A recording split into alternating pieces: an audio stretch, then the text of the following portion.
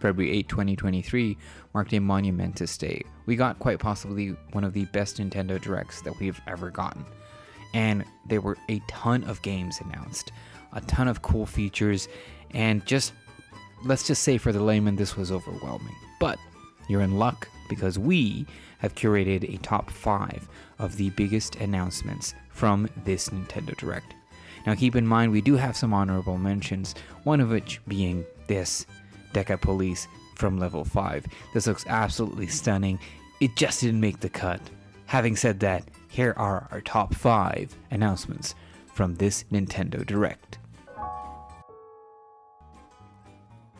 We start with Pikmin 4, and to be fair, it was announced before, but now we actually have gameplay. And boy does it look great. We got ourselves a new playable character, but the original Pikmin we know and love are back and ready to go. It seems like we'll be getting some new Pikmin in the mix, along with a new puppy companion that seems really reminiscent of the dog from the Yoshi series in a weird way. The setting is also a nice change, with what seems to be Earth being the main stomping ground. How this game will connect to previous ones remains to be seen, but if you're a fan of the series, you're guaranteed to have a good time.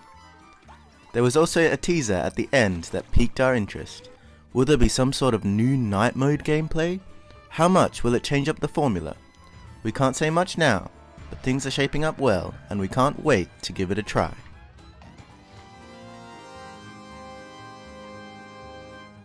Dungeon crawling fans rejoice as Adrian Odyssey is getting a release on Nintendo Switch. This is definitely an announcement that caught us off guard, but to get not 1, not 2, but 3 games is nothing short of awesome. For the uninitiated, you have to explore a vast dungeon with a party of characters from different classes, and you can also map out things to your liking.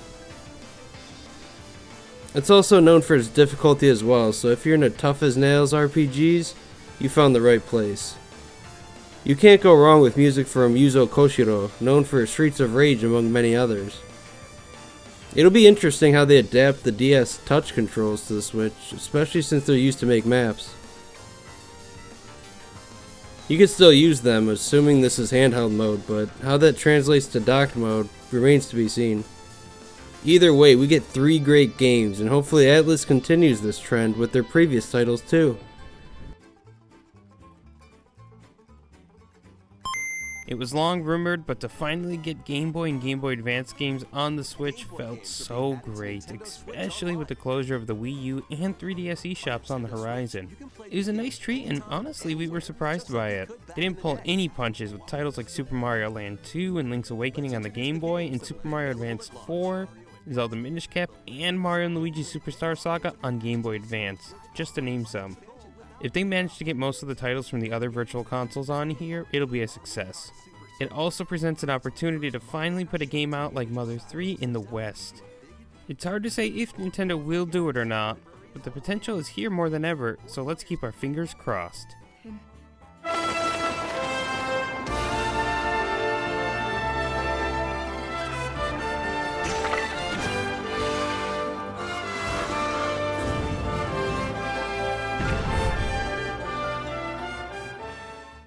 One that the masses were very much expecting. Another trailer for Zelda, Tears of the Kingdom. This, like other trailers, didn't reveal too much. Mostly snippets of gameplay and some short cutscenes. But a lot of cool observations can be gleaned. We get to grind rad rails just like our rival company Hedgehog friend, as well as ride sweet new vehicles like a giant car and a sky glider. This trailer was done very well in our opinion.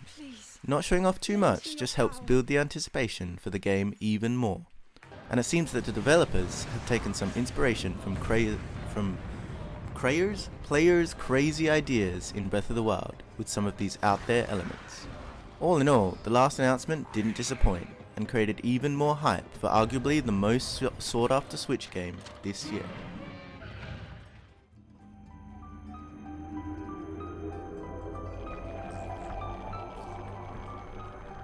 And of course, one of the biggest announcements of this Direct was the immediate drop of Metroid Prime Remastered.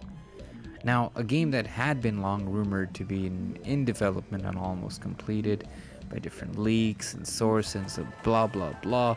It was just good to get a surprise. I'm glad every single person that was predicting what was going to be on the Direct was wrong.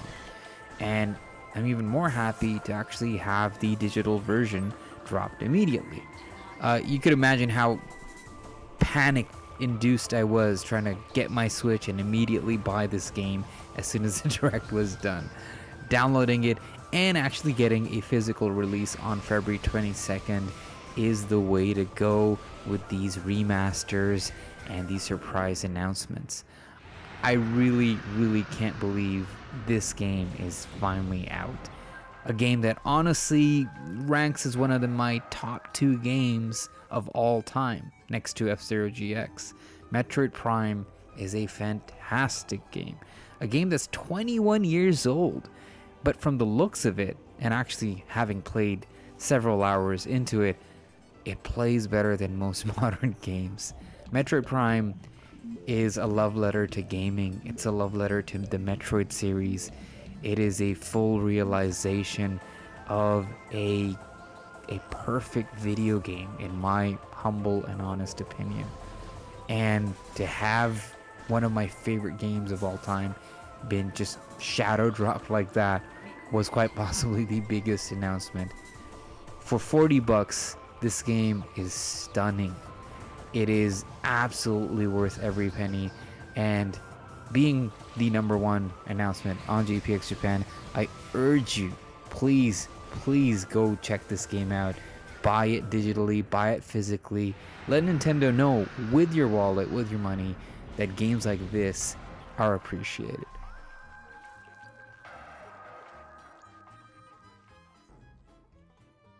And that's it from us. It was a great Direct and it had lots of good stuff in it. It'll be hard to top that one down the road, but if Nintendo continues on this path, we're excited for what's to come. What did you all think though? Did you enjoy the Direct? Let us know in the comments below.